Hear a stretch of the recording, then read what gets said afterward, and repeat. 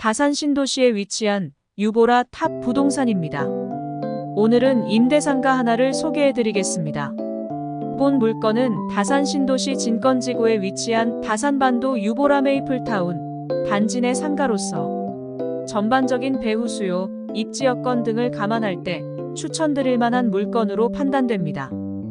배후 수요로는 2018년 3월에 입주한 1085세대 규모의 다산반도 유보라 메이플타운 아파트 단지가 있고, 상가 건너편 쪽으로는 중규모의 교회와 928세대 신축 아파트가 위치해 있으며 직선거리 300m 이내에 근린상가 4개 동과 다산 아이파크 및 다산 롯데캐슬 1653세대가 자리 잡고 있습니다.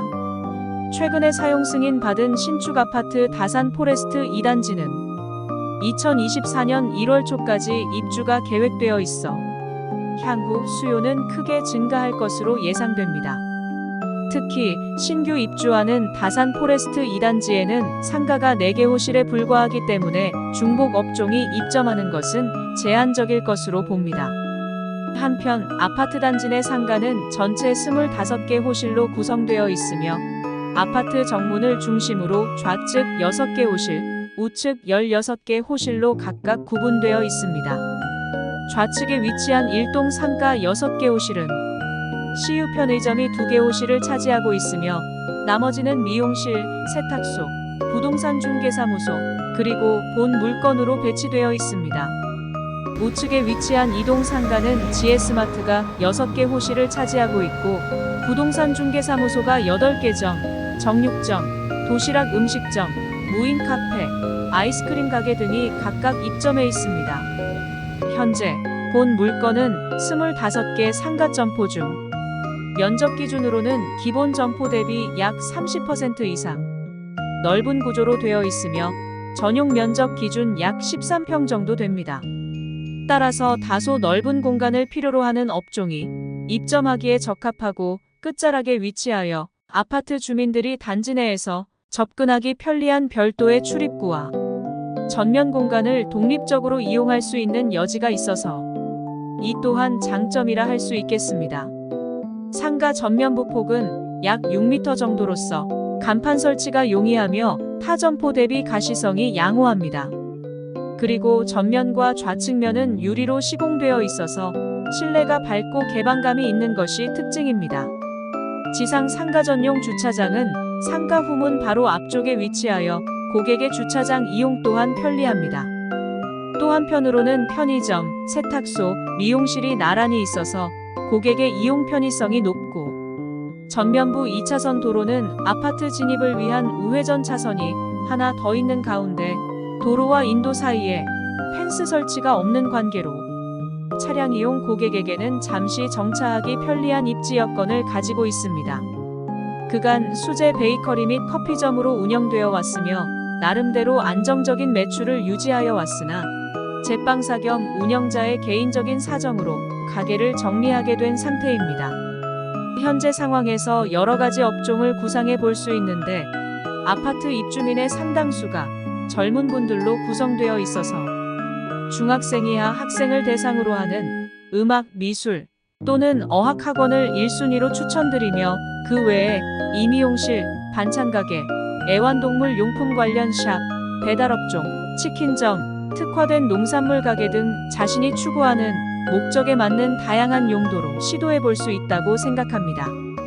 우리가 직면하고 있는 경제 환경은 젊은 층의 일자리 문제로 사회적인 이슈가 되고 있고 인건비, 재료비 상승 및 고금리 여파 등으로 영세한 자영업자의 수익력이 점점 저하되어 폐업이 늘어나고 있는 것이 현실입니다.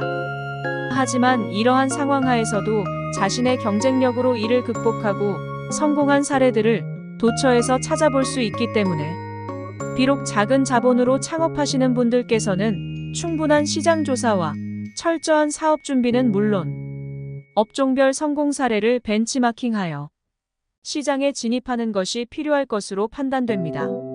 물론 상권이 가장 중요한 요소임에는 분명합니다만 우수한 환경에는 반드시 그만한 비용이 수반되기 때문에 처음 시장에 진입하시는 분들 중에서 자본력이 충분하지 못한 상황이라면 가성비가 괜찮은 점포를 발굴해서 자신의 경쟁력을 점차 키워보는 것도 하나의 방법이 될 수 있다고 봅니다. 지역의 배후 수요를 기반으로 하는 업종이라면 한정된 수요를 대상으로 최대한 자신의 고객으로 유인할 수 있는 무기를 가지고서 경쟁에 뛰어드는 것이 무엇보다 중요하며, 보다 넓은 범위의 시장과 수요층을 타겟으로 하는 마케팅이 침투될 수 있는 업종을 선택한다면 온라인을 통한 다양한 방법으로 승부를 보는 것이 필요하리라 생각됩니다.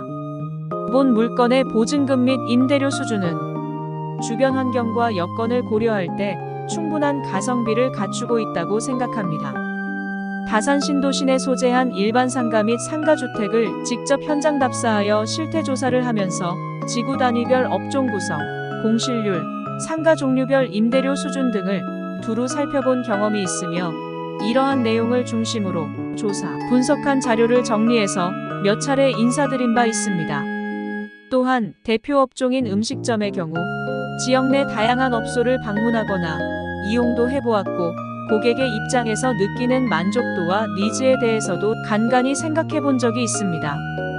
결론부터 말씀드리면 사업자, 즉 운영자가 고객의 만족도 향상을 위해 어떠한 노력을 기울이고 있는지, 또한 인지도를 높이고 매출을 늘리기 위해 색다른 아이디어를 활용하고 있는지, 이러한 부분에 대한 사업자의 깊이 있는 고민이 필요하다고 생각합니다.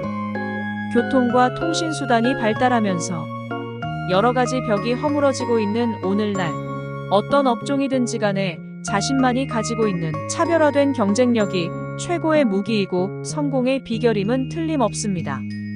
우리가 우수한 입지 환경, 충분한 자금력이 뒷받침되지 않은 여건하에서 유명 브랜드의 체인점이 아닌 일반적인 개인 점포를 운영하는 것이라면 이러한 핸디캡을 스스로 인정하고 틈새 시장을 공략하는 지혜를 가질 필요성이 있습니다.